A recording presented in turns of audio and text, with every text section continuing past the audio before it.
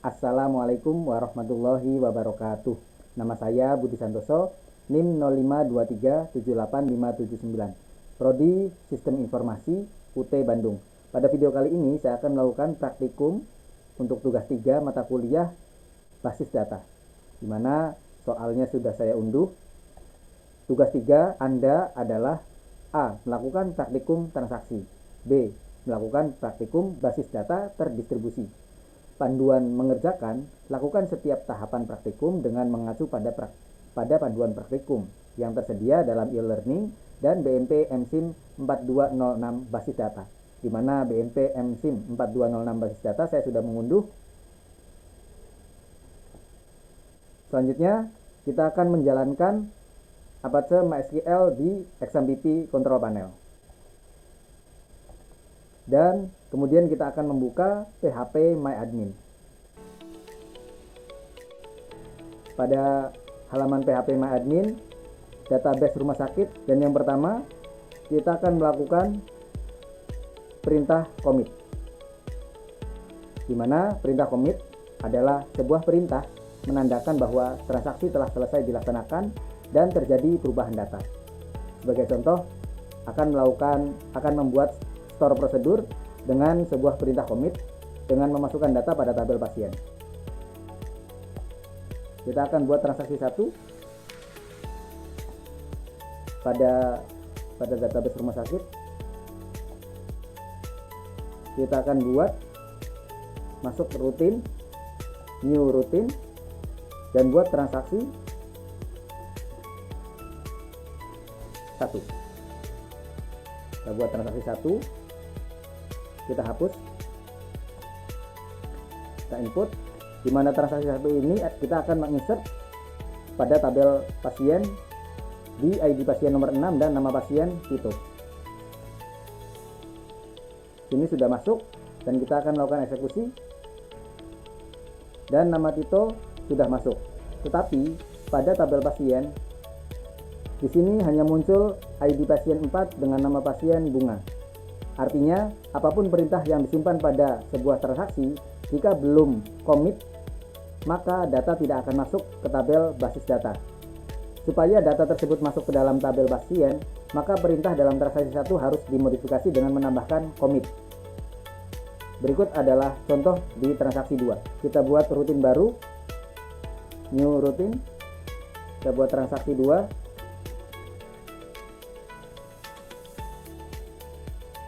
Tetap kita hapus untuk parameternya, kita isi.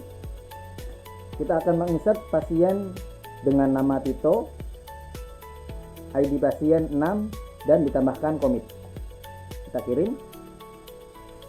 Transaksi 2 sudah masuk dan kita eksekusi. Di sini sudah masuk ID pasien 6, nama pasien Tito. Kita akan coba di tabel pasien. Di sini sudah masuk ID pasien 6 dan nama pasien Tito.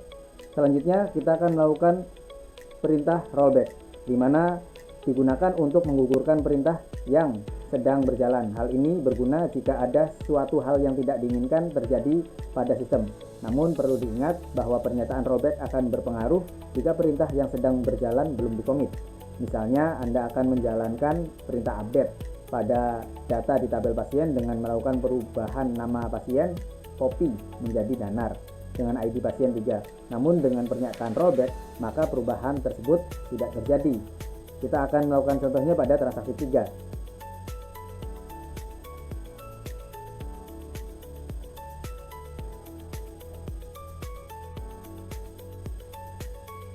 Kita masuk lagi ke database rumah sakit, rutin, new rutin, dan kita buat transaksi 3.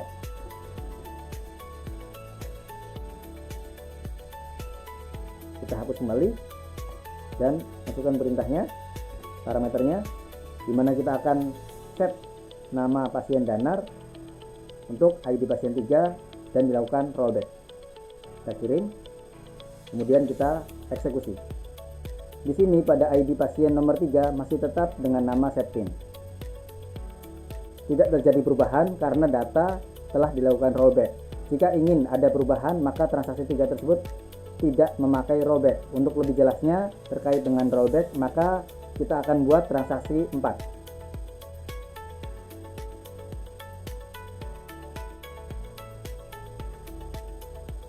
Kita buat rutin kembali, new rutin, dan buat transaksi 4.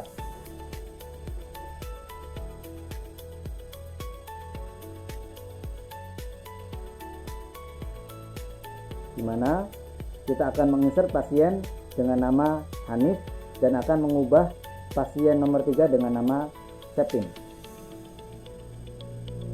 Transaksi 4 sudah masuk, kita akan buat eksekusinya. Dan di sini pada tabel pasien sudah masuk, kita cek lagi di tabel pasien. ID pasien nomor 3 dengan nama Septin dan pasien nomor 6 dengan nama Tito sudah terinput. Berikutnya kita akan membuat perintah checkpoint. Checkpoint merupakan tempat di mana proses terakhir disimpan. Perintah rollback untuk membatalkan atau mengembalikan suatu perintah ke kondisi di mana transaksi belum terjadi. Namun, supaya transaksi berjalan dengan optimal, maka kondisi rollback tidak harus dikembalikan ke kondisi awal, akan tetapi bisa dikembalikan ke posisi tempat checkpoint terakhir. Kita akan buat pada transaksi 5. Masih pada database rumah sakit, masuk rutin, klik new rutin, dan buat transaksi 5. Dimana transaksi 5 ini kita hapus dan insert. Kita akan menginsert pasien, ID pasien nomor 7 bernama Hanif, kemudian menyimpan pada save point 1, kemudian menginsert kembali ID pasien nomor 8 dengan nama pasien Tina dan melakukan rollback pada save point pada poin 1. Kemudian menginsert kembali pasien Lutfi dengan ID pasien 4 dengan ID pasien 9. Kita klik kirim, kita lakukan eksekusi. Di sini sudah masuk nomor 7 Hanif, nomor 9 Lutfi, nomor 8 karena sudah di rollback. Kemudian kita akan melakukan trigger. Trigger merupakan sebuah perintah atau event yang dapat memicu perubahan sebuah basis data. Event yang dapat digunakan yaitu memasukkan atau insert, perubahan atau update, dan penghapusan atau delete. Kita akan buat tabel baru yakni bernama obat. Kita masuk ke database rumah sakit, tab SQL. Kita buat tabel baru bernama obat yang berisi ID obat, kode obat, nama obat, harga, dan stok. Sini untuk tabel obat sudah terinput ID obat, kode obat, nama obat, harga, dan stok. Kemudian kita akan buat tabel kembali bernama transaksi obat. Masuk ke MySQL, ke SQL. Kemudian kita akan buat tabel bernama transaksi obat. Kita masuk ke database rumah sakit SQL, di mana kita akan buat tabel transaksi obat ini berisi ID transaksi, ID pasien, ID obat, jumlah, dan total harga. Kita kirim. Di sini sudah masuk untuk tabel transaksi obat. Dan selanjutnya kita akan buat relationship untuk tabel obat dan transaksi obat, di mana tabel obat ini kita akan ubah version key untuk ID obat. ID obat di struktur pada ID obat kita ubah, pilih lainnya index, dan pada tabel transaksi obat kita juga akan buat version key untuk ID pasien dan ID obat.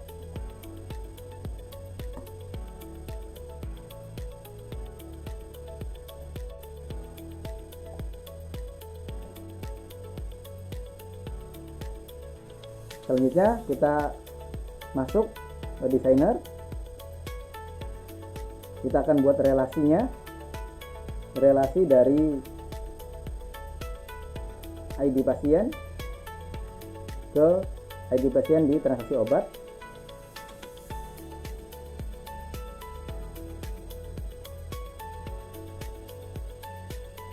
Dan kita juga buat relationship untuk ID obat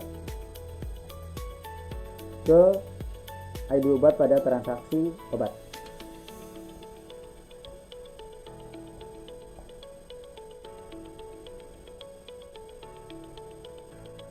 Terakhir kita akan simpan. Dan selanjutnya kita akan buat atau kita akan isi untuk tabel obat. Masuk ke database rumah sakit, SQL.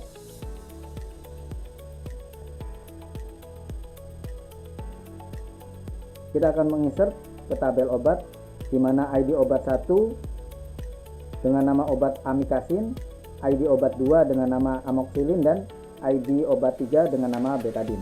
Kita akan kirim dan kita akan cek pada tabel obat.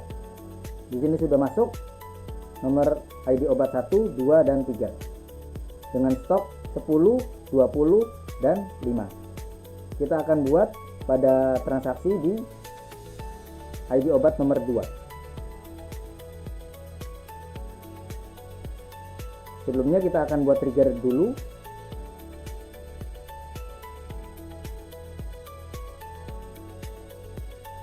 Pilih tab trigger dan kita buat new trigger jual pada transaksi obat, dan after kemudian insert.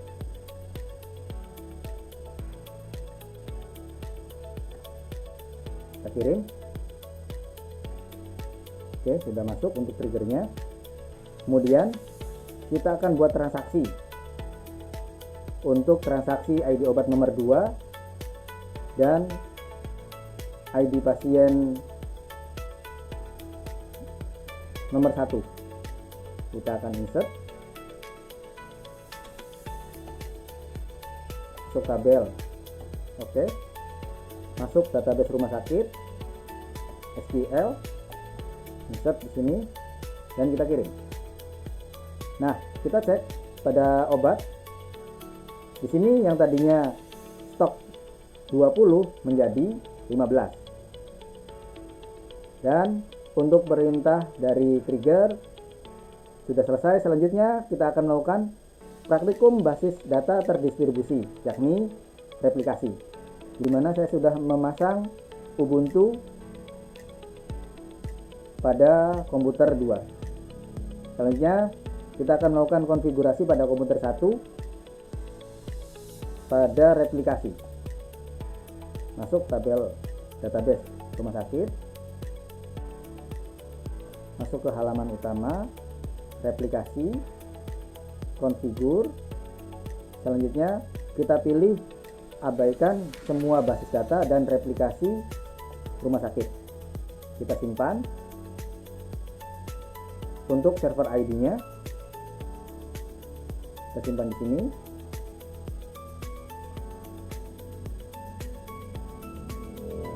Kemudian kita akan restart MySQL-nya.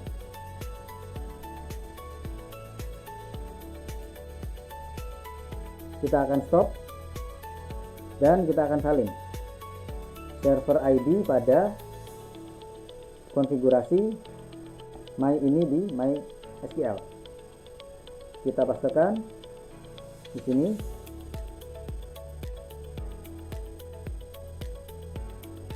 Kita simpan. Kemudian kita jalankan kembali Apache dan MySQL.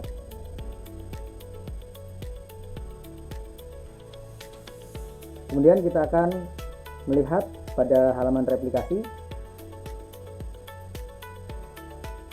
Kita cek show primary. Kita akan simpan. Untuk selanjutnya akan digunakan di komputer 2. Selanjutnya kita akan buat user baru, masuk ke PHP MyAdmin, halaman utama, akun pengguna, add user account.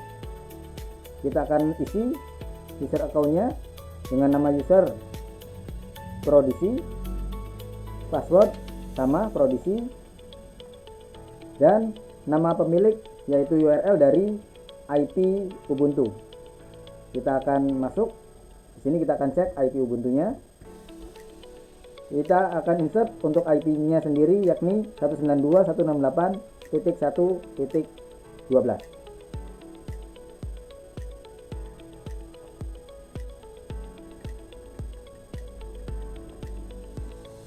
Dan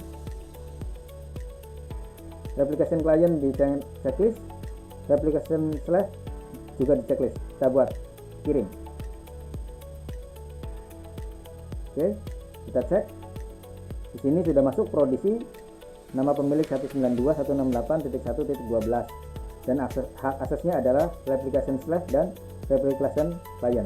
Kita akan cek pada basis data di mana database rumah sakit dengan primary replication direplikasi. Selanjutnya pada PHP MyAdmin di komputer 1 atau di Windows 11 masuk ke database rumah sakit, kita akan backup tabel dari database rumah sakit, basis data, pilih export, pilih format SQL dan kita simpan.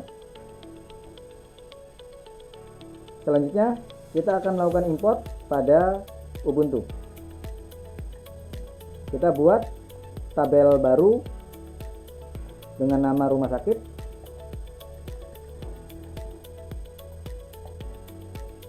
Dan selanjutnya kita akan import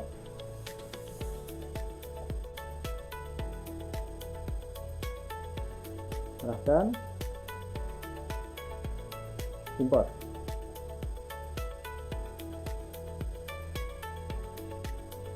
Di sini berhasil untuk melakukan import pada tabel pada database rumah sakit. Selanjutnya kita akan buat replikasi. Kita pilih tab replikasi dan kita akan buat replika untuk slashnya. Kita akan ubah. Kita akan salin username Prodisi, password Prodisi, dan hostnya yakni IP dari Windows 11 dengan port sama 3306. Kita kirim. Oke. Kemudian konfigurasi di XAMPP kita akan stop untuk service dari database MySQL dan Apache Web Server juga kita stop servicenya.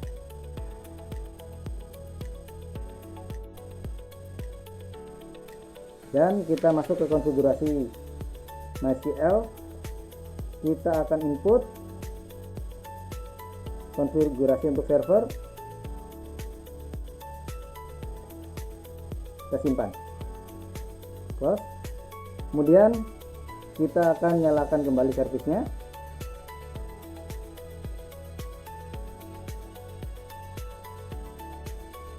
Juga Apache Web Server juga kita akan nyalakan kembali. Start.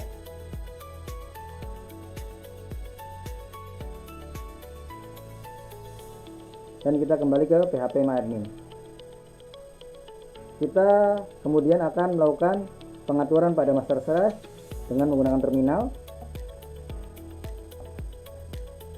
Masukkan password. Kita cek untuk status dari slash. Kita memastikan untuk slashnya dihentikan atau di stop. Oke. Selanjutnya kita untuk input master host. Ini adalah IP dari Windows 11 dan master user seperti yang sudah dibuat dengan password juga sama. Sedangkan untuk master log file ini adalah data yang diambil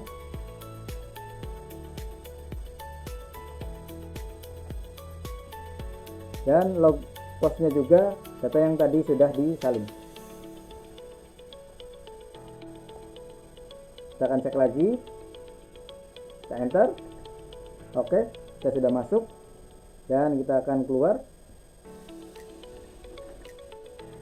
Kita akan tutup. Selanjutnya masuk ke database, ke PHP MyAdmin. Kita akan coba cek kembali untuk replikasinya.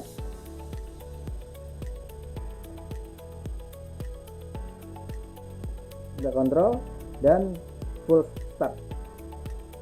Kita cek lagi, kita cek statusnya, dia sudah running. Selanjutnya kita akan masuk ke PHP MyAdmin di Windows. Kita masukkan IP-nya.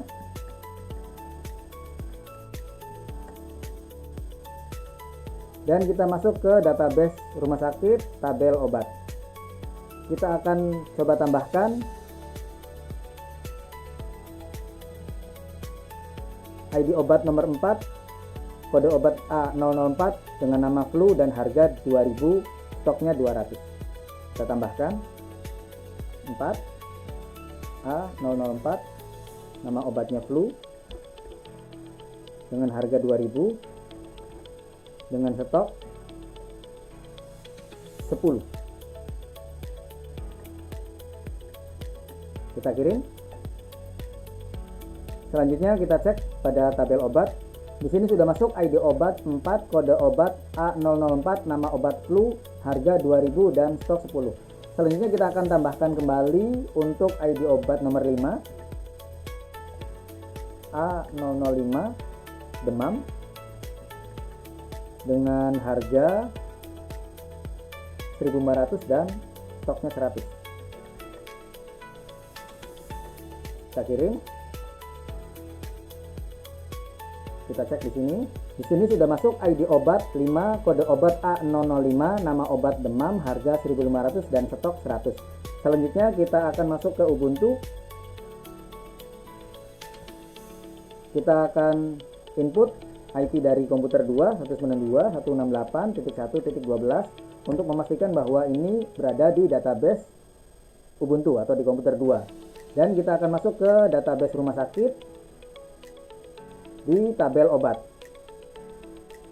Di sini sudah masuk ID obat 4, kode obat A004, nama obat flu, harga 2000 dan stoknya 10. Juga ID obat 5, kode obat A005, nama obat demam, harga 1.500 dan stok 100. Di sini kita sudah berhasil melakukan replikasi basis data terdistribusi. Demikian untuk tugas 3 mata kuliah basis data. Terima kasih. Wassalamualaikum warahmatullahi wabarakatuh.